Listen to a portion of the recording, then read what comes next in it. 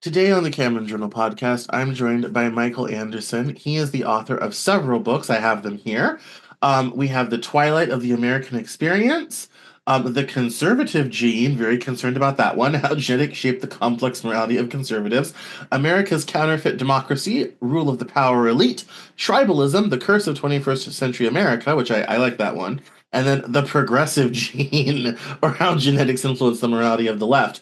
I'm very worried about genetics and politics. That historically has never ended well, but I'm excited to hear all about it and find out about his political cosmology. So, welcome, Michael, to the Cameron Journal podcast. Thank you for inviting me. I'm glad to be here. Excellent. Well, why don't we begin from the beginning? Why don't you tell us a little bit about yourself, your background, and how you wrote these books? Okay. I'm a career IT person. I have an undergraduate degree in engineering, and then I worked in a computer science career for several decades. But I've always liked history. I've always read history. I've studied history.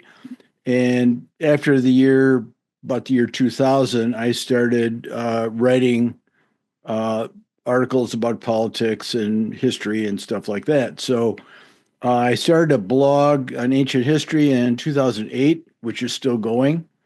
And then I decided I would actually write books. And I wasn't sure exactly what to write about in the beginning. And then I read a book by Jonathan Haidt called The Righteous Mind. I don't know if you've ever heard of it. Have I you? know, I've read it. I love it. Yes. Okay. So that triggered me because Jonathan Haidt is the one who pointed out that there's a genetic component to political behavior. And so I thought I would start writing about that. And I'm a genetic conservative in the sense of psychological personality, but I am really a more of a moderate politically because I have some views that conservatives, hard conservative, wouldn't agree with. More socially and cultural views than economic, let's say. Hmm. So I started with the progressive gene because I have always wondered why the left behaves like they do. And Jonathan Haidt kind of provided the tools to understand that better. So that's why I wrote that book. Hmm. It published in 2017. And then I thought I'd write a companion book called The Conservative Gene, but it was the middle of Trump's first term and all this tribalism nonsense was going on. So I felt compelled to write about that first before I got to The Conservative Gene. So I published that book in 2019, then back to The Conservative Gene to finish the duology or whatever you'd call it, 2021. And the next book was uh, Twilight of the American Experiment. Without moral balance, our republic will fall. And basically, what that book is about is the takeover by the left of all the institutions that control our communications in the United States. For example, all higher education is left dominant now. Traditional media is left dominant now. Social media was completely left dominant until Elon Musk bought Twitter. So now it's shifted a little more toward the center. Um, but the problem with one ideological side controlling everything is there's no balanced point of view that the public hears. And there's a lot of people that live in our society that don't have any ideology. All the independents sit in the middle. And then there are right and left people who are close to the center. So they're not enamored with ideology. They just want a government that works. So again, the point of that book was if we're unbalanced, then there is no debate and dialogue about how the country should move forward. Published that in 23. And then the latest book is uh, Power. Jeez, what's my title? Well, let's see. We've talked Yeah, about so we're down to Twilight of the American Experiments or America's Counterfeit Democracy. Those are the two ones we America's haven't talked Counterfeit about yet. Democracy: Rule of the Power Elites is the Right. last book, Yeah. premiered in last September. And Okay. basically, it's sort of a departure from me because it's non-political in the sense that I write about the fact that billionaires control our country, and so the impact they have occurs both on the left and right because if they're going to control the government is not going to work for the people. So that's the idea behind that book, pointing out the um, control mechanisms, describing how billionaires control the politics in our country and the detrimental effects of that control. All right. Well, plenty to talk about and chat about. So the one that I if there's one area I definitely am not necessarily with Jonathan Haidt on is the genetic components to all of this because as someone who grew up evangelical Republican and became liberal later, I'm like I don't fit in your mold. We'll come back to that. The subject I want to start on is the tribalism. I definitely I've been on the front lines of the new tribalism. So longtime listeners will know, but you won't. I was a member of the Tea Party. I ran a Tea Party magazine called Liberty Ink Journal in Northern Colorado in 2010 to 11.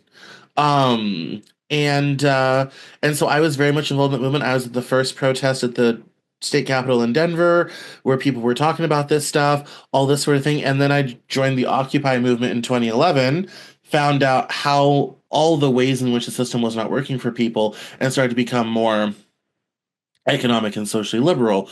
And I viewed that those years to after the Great Recession, after the Great Financial Crisis, the recession, '09, '10, '11 was kind of the beginning of the Great Divide because I think how those two events affected people have affected a lot, and most importantly, how those two affected the major political parties affected a lot. The Tea Party was a lot better at getting power in the Republican Party than Occupy ever was at getting power in the Democratic Party. The Republican Party lost a lot of legacy Republicans, and it kind of broke the unspoken agreement in Congress between the two parties that we have to move forward and do things, and I'll give you this if you give me that. That kind of started the breakdown, and that was where I kind of credit the tribalism kind of coming from was that moment in those years. That was also the time social media became a big thing. So there was a ready online platform for people to get into their silos and stay there in a way that did not exist beforehand. And that has kind of led us to where we are today.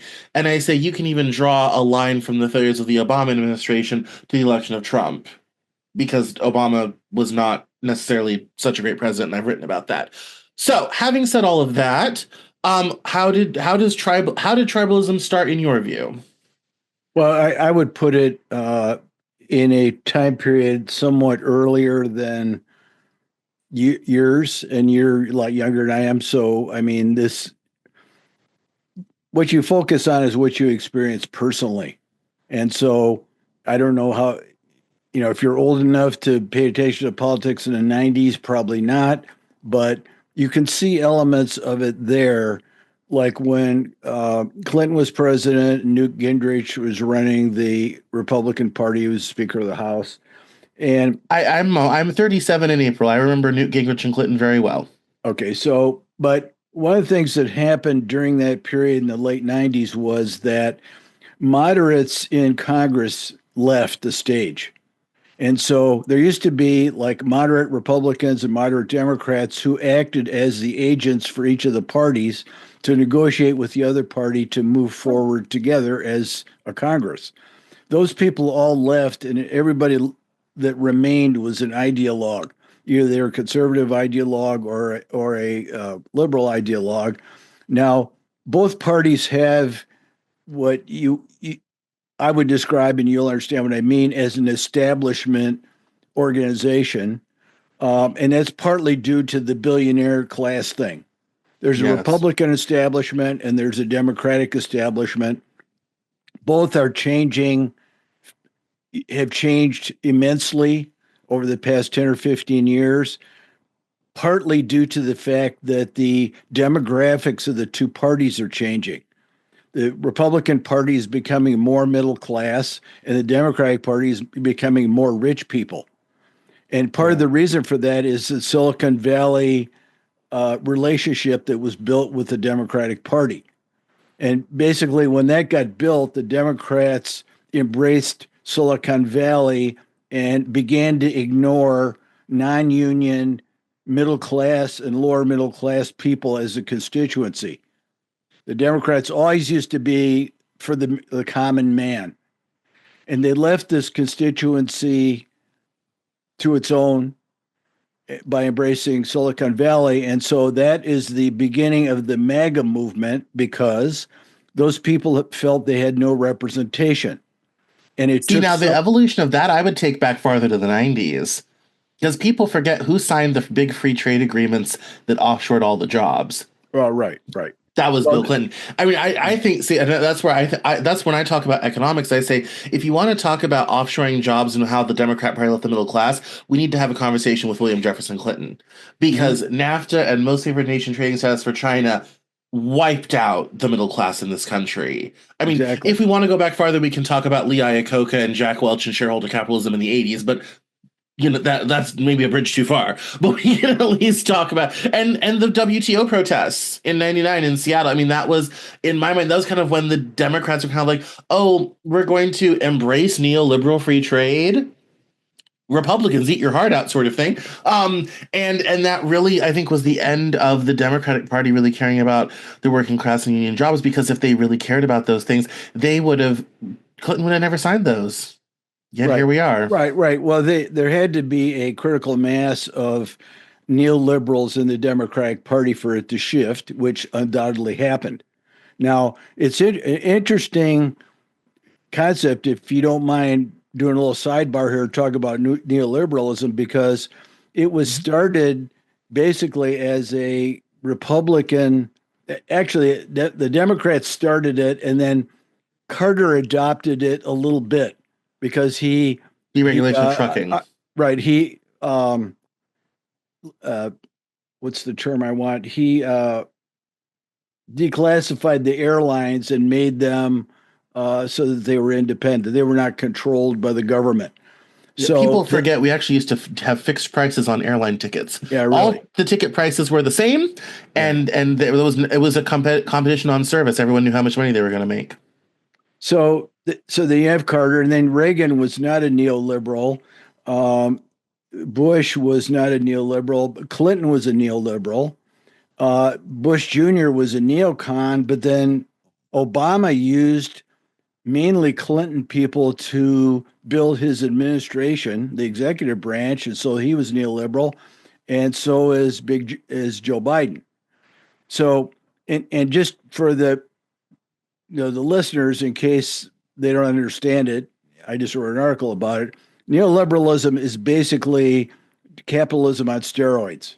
It's basically the adoption of the idea that everything in a society should be dedicated toward it, making capitalism operate better, because that would make business more efficient and then the economy better. When in fact, because it disconnects labor from production, it also means I'll get labor the cheapest place I can get it, and I don't care about my own people. Basically, is what you alluded to. Hmm. So, but neoliberalism to me is very dangerous. I mean, this has generated things like neoliberal universities. Universities are run like corporations now. Everything Yeah. is run like a corporation, and it doesn't necessarily work very well in non-for-profit organizations. So neoliberalism is not a good thing. But the Silicon Valley people are hugely neoliberal. Yeah. They are the most dedicated neoliberals in the Democratic Party because they're globalists and they believe in a global state, globalism and neoliberalism across the globe and open borders and all that stuff. A lot of No, they what's read Ayn Rand and took it as advice for how to run the country. yeah, yeah, exactly. So, but the other part of the tribalism is there were three different episodes of culture wars here one in the late 70s and one in the late 80s or early 90s, and then one after, I don't know, 2005 or something. Culture wars, battles between the left and right over making a lot of changes in getting rid of traditions, which are a Republican belief system, and changing things in the society the way that the left wants them changed.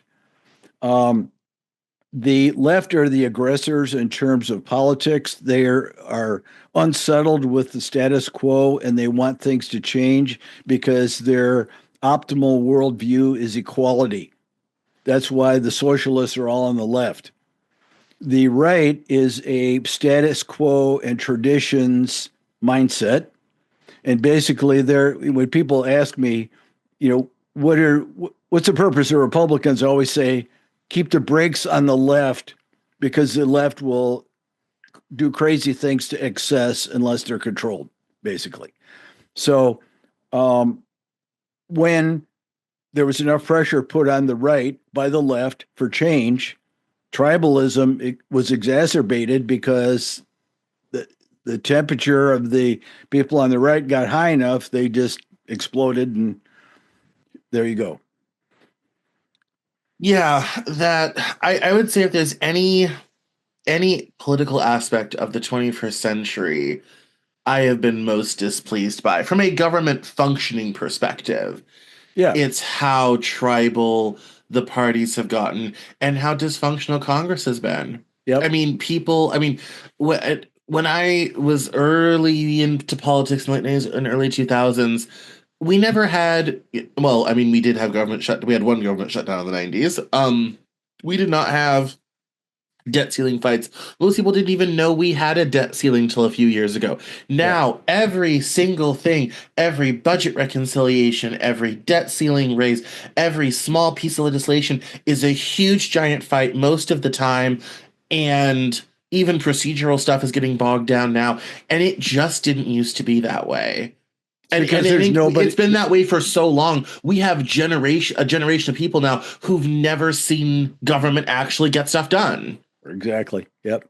It's because you have two tribes and nobody reconciling the different views, and the two tribes take their positions and stick with it. They're not interested in compromise because their ideology doesn't allow it. They're in a tribe, and the tribe is an echo chamber on both sides. No, that was, I mean, I remember when I was involved in the Tea Party, and I remember the first protest, people were complaining that Republicans worked with Democrats in Congress too much. That was a real valid complaint at the Tea Party protest. We Well, need to get rid of Republicans who work with Democrats so much.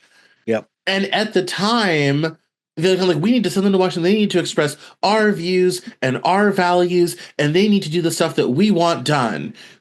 And at the time, I kind of understood it. It kind of made sense because, especially at that time, coming out of the Bush years, and Bush had been so unpopular, and coming out of the Iraq War mess, which was a disaster, all this type of thing, it's kind of like, yeah, someone stand up for us sort of thing and express these values and express these views, not realizing. I didn't realize it at the time. I don't think anyone standing there realized it, which is funny because I actually worked in state government.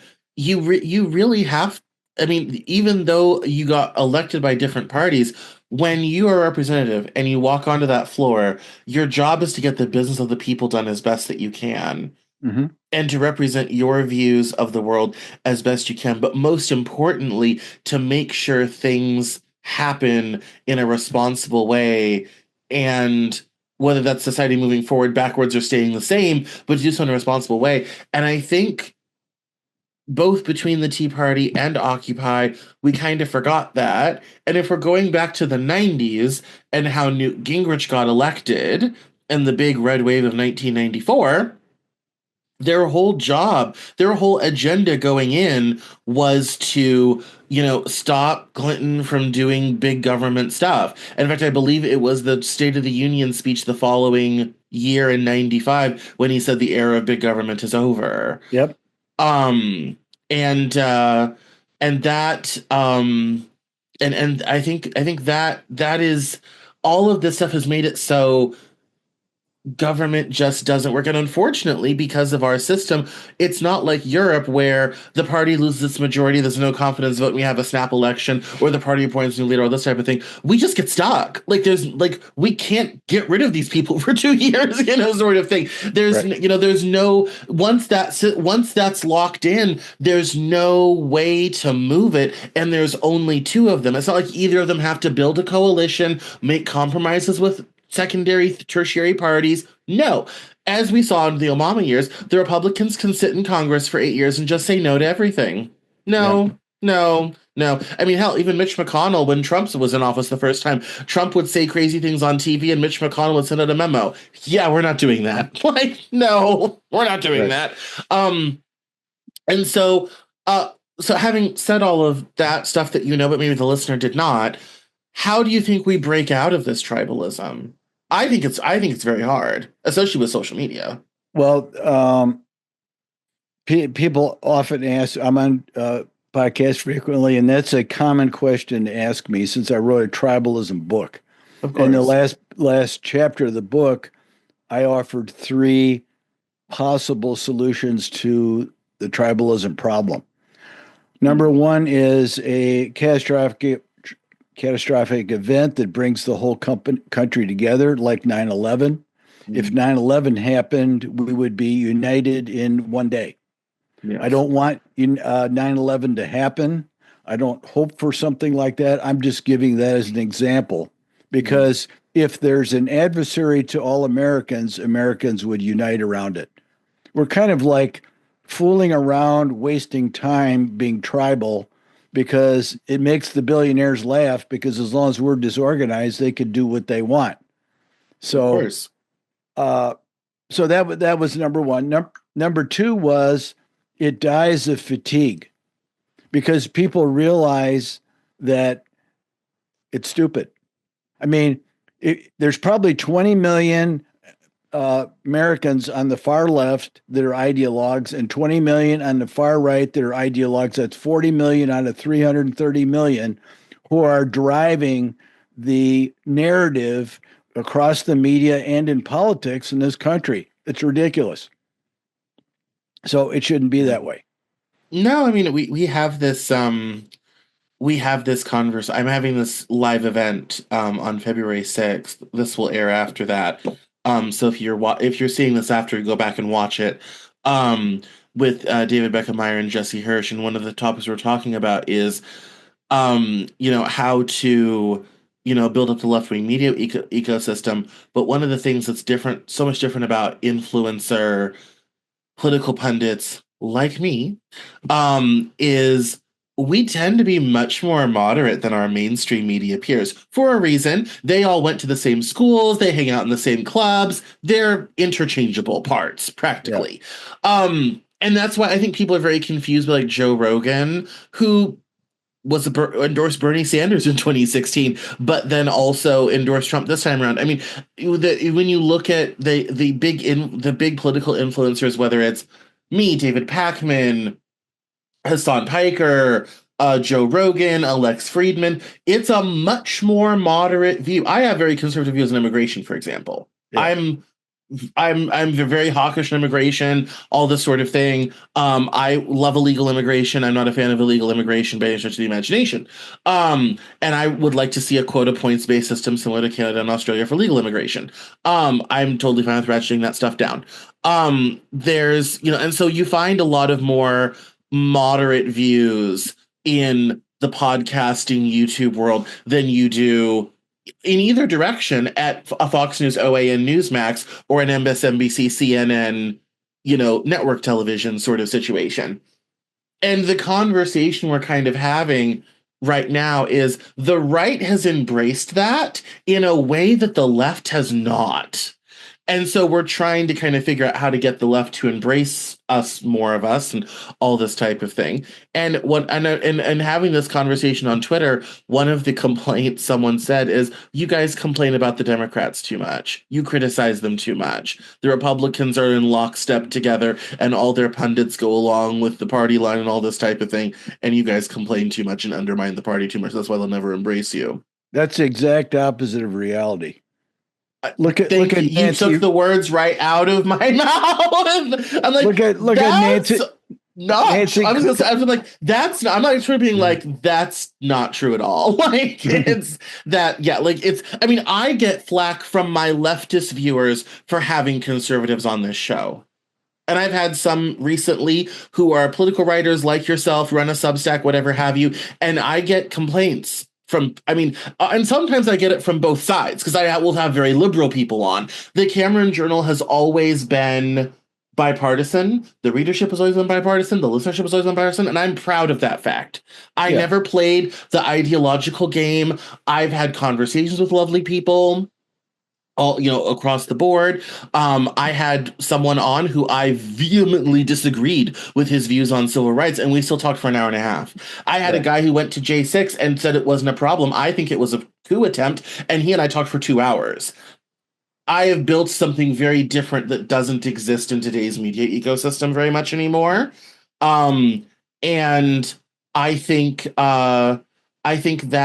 I think honestly, if the Democrat Party wants to really reach people, the moderate, everyday, independent, I have no political home voter like you're talking about, we're the people to do that because we're the ones actually doing it.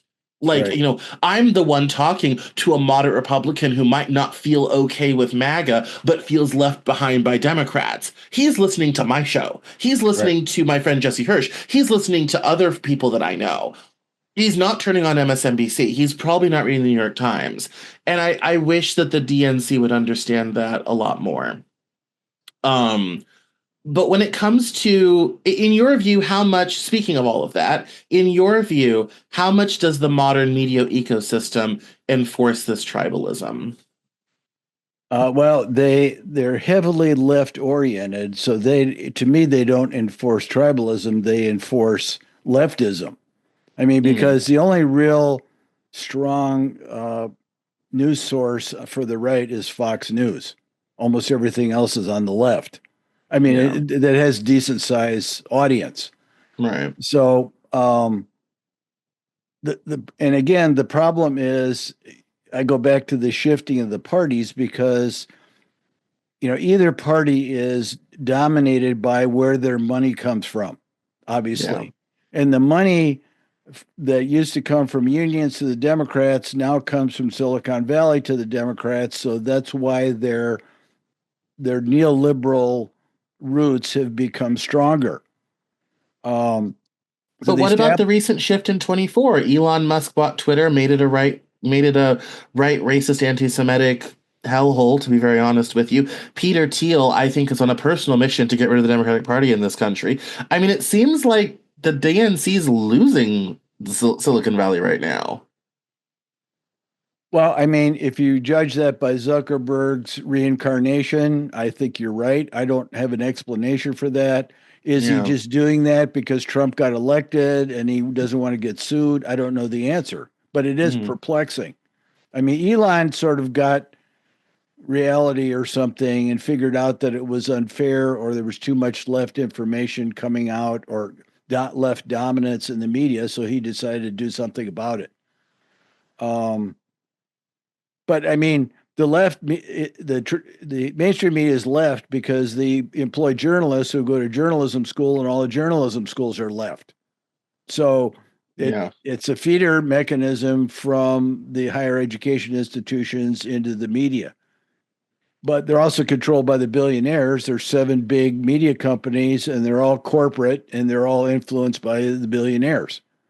So, and one of the Yeah. points of my fifth book is, and it was interesting to contemplate when I first realized it, the elites that control our government, because you'd say to yourself, well, aren't there Republican and Democrat elites? Yes, there are. So if that's true, why don't they fight among themselves? And the answer is because their elite objectives are more important to them than party objectives.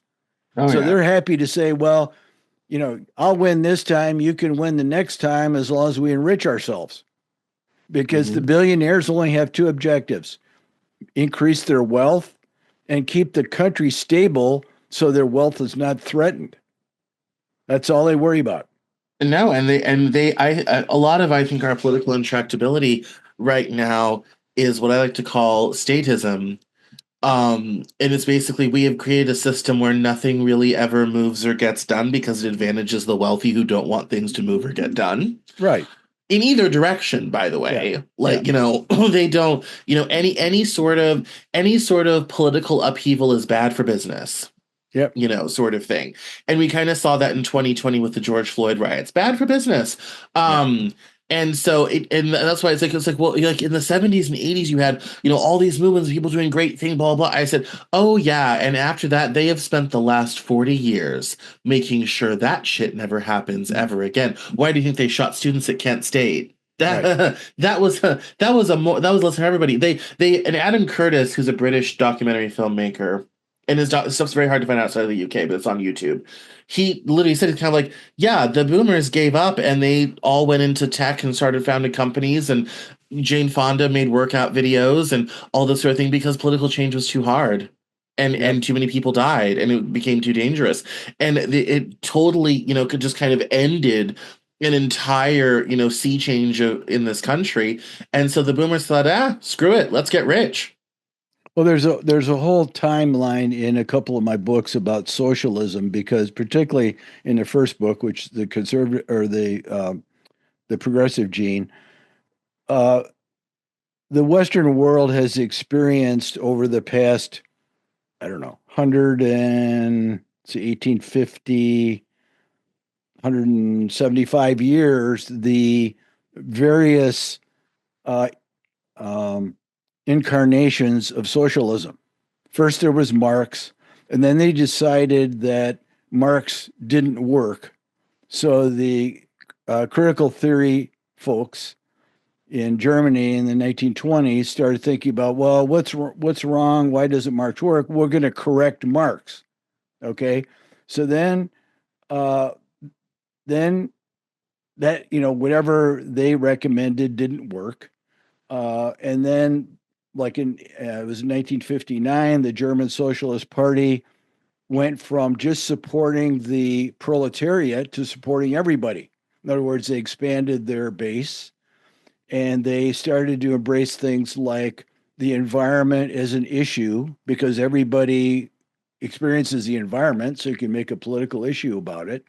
But and what I'm getting to is there was a period where I think it was in the early 60s or something where people on the left, socialists and Marxists, had to face the fact that socialism didn't work because Russia was corrupt and Mao killed 40 million people. So, okay, And this, Pol Pot destroyed Cambodia. right.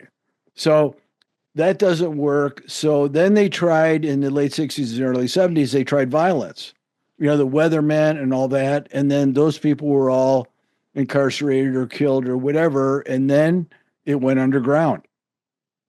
Then the left worked within institutions of higher education to influence thought, et cetera. And then it went from those institutions into the public. So it's always been, the left's quest for equality and trying to make a system that can be equal and get people to buy into it. But I mean, but let's also not forget we had the Red Scare in the 50s. All the major communists in Hollywood and academia were blacklisted and pretty much thrown out. I mean, the CIA specifically wrote memos in the 50s talking about even in the arts that individual progress should be prioritized over anything collective. I mean, I think right, the leftism we got in the 60s and 70s was watered down enough to be palatable yeah, by the general public and not really threaten capitalism or the system in the context of the Cold War. Right. Which is why I remember when Jordan Peterson and Slavoj Žižek had their big debate, and Peterson said that academia was full of communists. Slavoj Žižek, who's actually a communist, said, "Where? Where are they? You got rid of them all decades ago. They're not here. Like, please find me 10, find me five. Like, they're just not. I mean, Western the leftism, coming is it doesn't align with Trotsky or Mao or Lenin or anything like that. It's sort of some modest reforms as time goes on would be great. Sort of thing. I think that's left liberal leftism in America. Even the Europeans are kind of horrified by how conservative our liberalism is in this country Right. compared to some of their views. And so I mean, I think even though you have this takeover of academia, which had been very conservative, and the media, which had kind of been conservative and all this sort of thing, it wasn't anything that was ever going to threaten the means of production. Right. Capital. I mean, I remember when I started writing about capitalism in 2014, comment was made that even in economics, no one was writing and studying our economic system. Everybody forgot to write about capitalism. And so all of a sudden, Thomas Piketty's book came out, writing about capital, all this type of thing. People were finally, in the wake of the GFC, finally being like, we should think about the system we live in, because everyone had kind of forgot. That would have been unheard of in the 40s. Yeah. Absolutely unheard of. How do you think that system, as we've known it, where you don't really criticize certain things or just focus on the environment or whatever have you, how do you feel that has undermined the left in the West, let's say, or at least in this country? Well, define undermine for me so I can give you the right answer, I guess. Yeah, I mean, let's face it. Liberalism in this country hasn't accomplished much since about the mid 70s. Right. Well, I mean, let me start here and see And, if, and so how have we managed to keep a lid on any sort of meaningful material progress for working people in about 50 years? well, the short answer is the billionaire control because the billionaires don't really care about the public. So No. they don't care if government doesn't function because if it doesn't function, it's not doing anything to hurt them. Their taxes aren't going up. Right. But the other part of it is the left is a very big tent. It's got in it New Deal liberals, conservative liberals, welfare state people like Bernie Sanders. It's got communist, Marxists, identity politics people, and socialists. And for example, and they fight with each other. I mean, the socialist folks on the left and the identity folks are hated enemies. They hate each other. The reason they hate each other is because the socialists want the identity politics people to join them because then they'll have a bigger organization to fight for what they believe in. But the identity people don't want to join them because their identity focus will be lost in an economic class war. So they want to stay separate and don't bother me. So you have these fighting factions within the Democratic Party, which I submit are all overwhelmed by Silicon Valley influence now because that's where all the money is. But I mean, I fear the globalist neoliberal approach of the Democratic Party, which is driving it. I mean, look at what's happening in Europe. Let's stop the Dutch farmers from growing. Let's shut down a fourth of their field because they create too much methane. Yeah. Let's have 15-minute cities and we'll take away all the cars. You don't own anything by 2030. This is a totalitarian scenario. Because in their mind, the only way to control people is absolute control. You keep people from overeating if you take their food away. So I don't think of that as a pretty picture for the I think future it's of mankind. no, and I think it's interesting that word globalist. and this might be an accent of my age, it seemed like in the late 90s, early 2000s, that was the future. It was globalization. It was Yes. everything, thanks to the internet, it was everything's going to be more interconnected. We were going to be so much closer. Yep. I mean, right now, my apartment in Delaware is being renovated for mold. I'm living with a guy, I shit you not, I met on a video game Mm. in 2017, and he and I have been happily cohabitating for 4 months. His cat is great. All this sort of thing. Like, when I like that, like the experience with my age, like I've had social media relationships with people half a world away. Yeah. That's normal for us on Yeah. Discord, on video games, all this type of thing. And so, in my mind, the world of my childhood promised to get a lot smaller, and it has done, sort of Right. thing. And in the last several years, I've watched people sort of turn against that.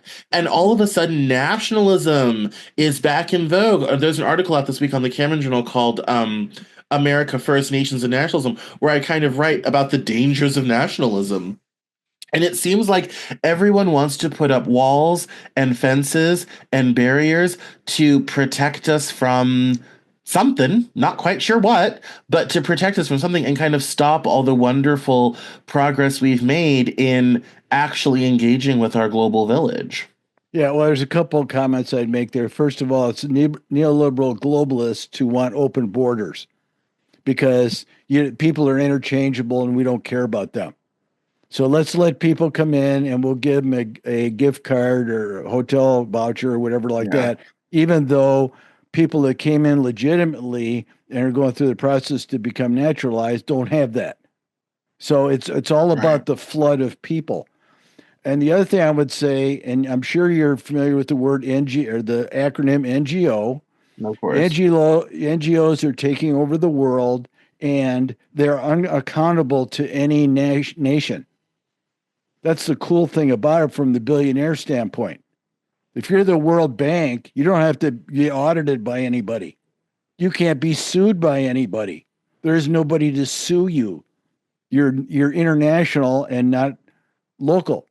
That's why the nation state has lately become a more important entity. And of course, when Trump uses it, it's it's used negatively, like he's authoritarian.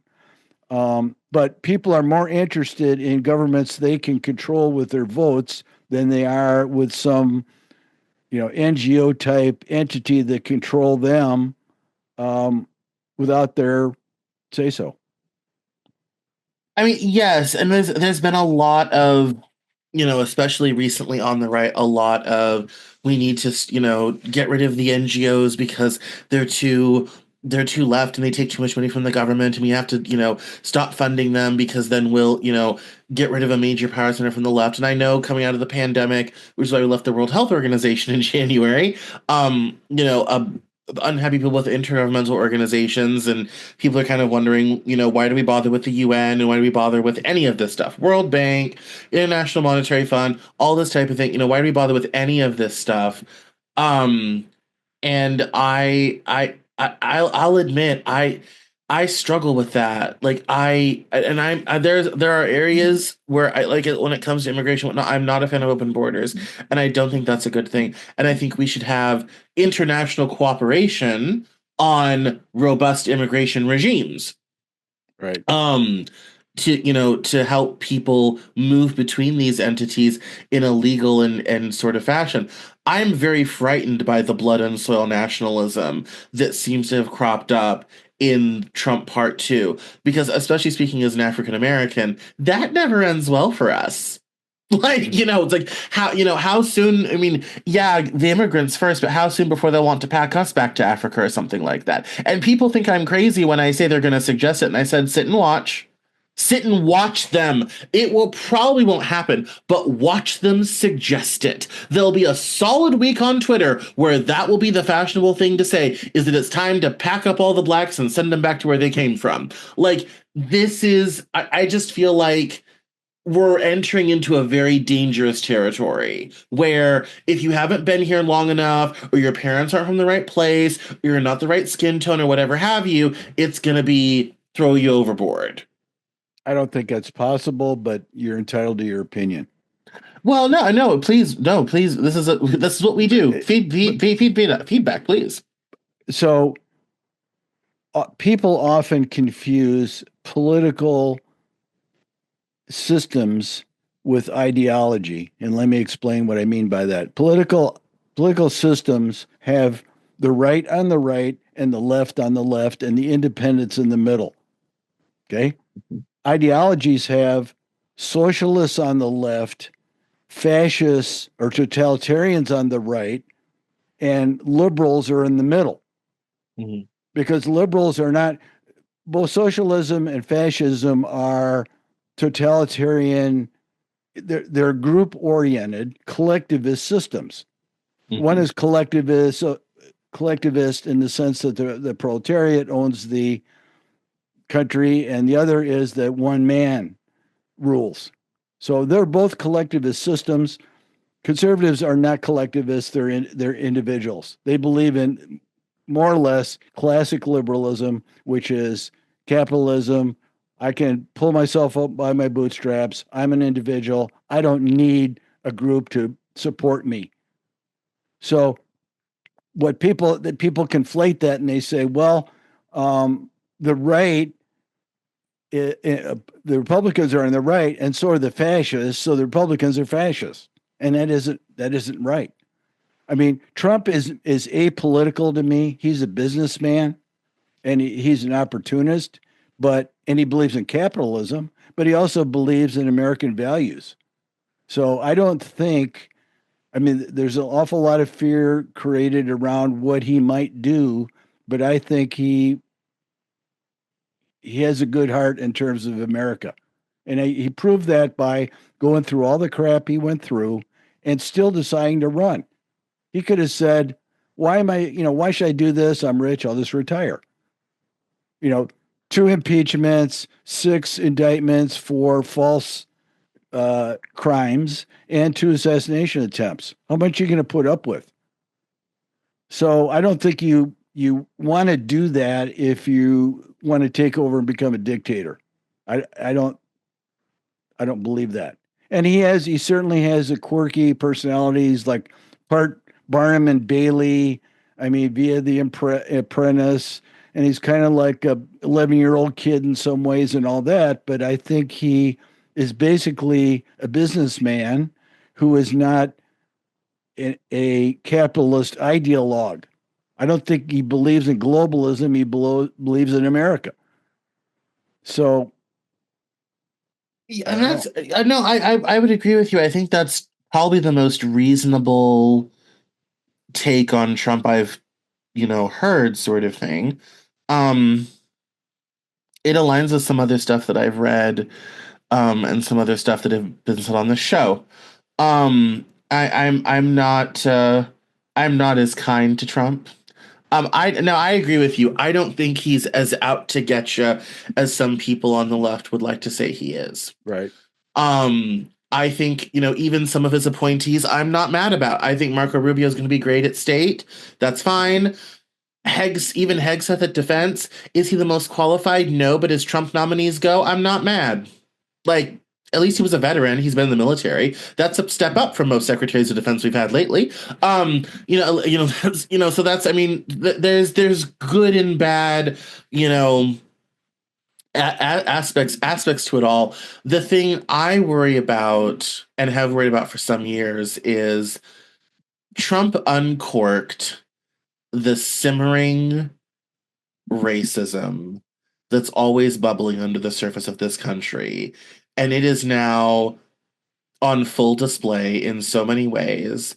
And I have never seen so much monkey jigaboo racism online than ever. I've seen more of it in the last couple years than I have ever before. I have seen more anti-Semitism than I have ever before. Um, I have seen stuff that used to be relegated to 4chan forums far from the public view set on television. And I worry where all of this America first, let's leave the world behind, let's go into our isolationism that this country loves to do, was help what caused World War II. Um, Yeah. I worry that that whole thing cropping up again is going to end up being geopolitically disastrous, but also not good for the social fabric in this country. As I think in an age of white racial consciousness, we are having demographic changes that are causing social order changes. And there's a lot of people in this country who aren't excited about that. I worry that's going to manifest itself in violence at some point, someday. Yep. Yep. Um, the thing about about his appointees, the point I want to make is he learned his lesson from the first term because he put establishment people in those positions and they burned him Yeah. because he didn't understand the establishment hated him because they want to control stuff. And if Yeah. he's controlling, they're not. So the obvious solution here is you're going to put loyalty above anything else because he wants people that want to implement his agenda and get stuff done. I think it's great. And I mean all these, you know, this cross-examination that occurs in all these hearings mostly by the left is that so and so is unqualified, so and so is unqualified. I mean, I think that's a badge of honor in this situation because they got to clear out. I mean, like, you hear about the FBI today? I did, yes. This Okay. is on the 31st of January. Yes, I did hear about that today. Yeah. So, I mean, you got to clear out the top layer because they're all corrupt. I mean, all the way back to the Russiagate thing, Yeah. Comey, um, the Pfizer indictments, and all that. It's all crooked.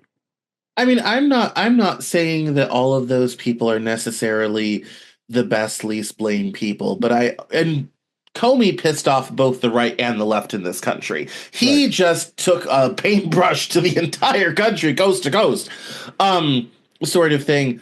But I've never bought into the whole deep state thing. I've never bought into this whole, oh, we need to clean out the whole civil service, try to save the country. And I've never understood where that came from.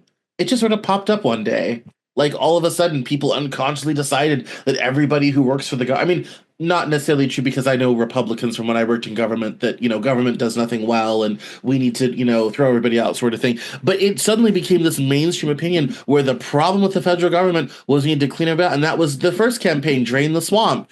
I never understood how people came to that idea. Well, I don't. My personal feeling is the people that have to be kicked out are the political appointees.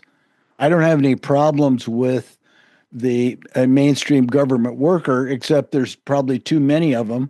And the fact that only 3% are going to the office is not good for efficiency. Most of Yeah. those people are screwing around and not working. So I appreciate the fact that Trump's going to make them come back to work. If they don't want to come back to work, they can quit because you should Yeah. be working. I mean, corporate America has forced everybody to come back to work because that's how you get people managed and organized and evaluated. So, Yeah. Well, this is a fascinating conversation. We could go on. Unfortunately, I have a thing. What a terrible day to have something scheduled after this because right. this is so good and incredibly insightful for people, especially some of my more lefty listeners who have a lot of these questions and kind of breaking it down. So, before I have to dash, tell us where we can connect with you on social media and online and read more about all this stuff.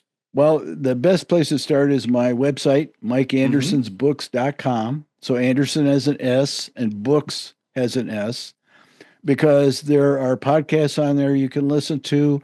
All my books are discussed. You can buy the books through my website by connecting to Amazon. Um, it connects to my Substack. I run on Substack every week.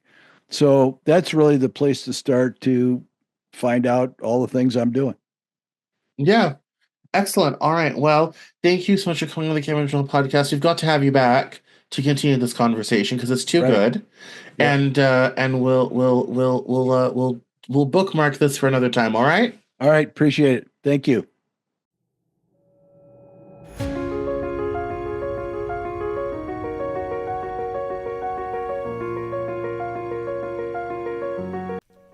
That's all for this episode of the Cameron Journal podcast. Thank you so much for listening. Visit us online at CameronJournal.com. We're on Facebook, Twitter, and Instagram, and I love to talk to my followers and listeners, so please feel free to get us on social media at Cameron Cowan on Twitter, and we'll see you next time on the Cameron Journal podcast.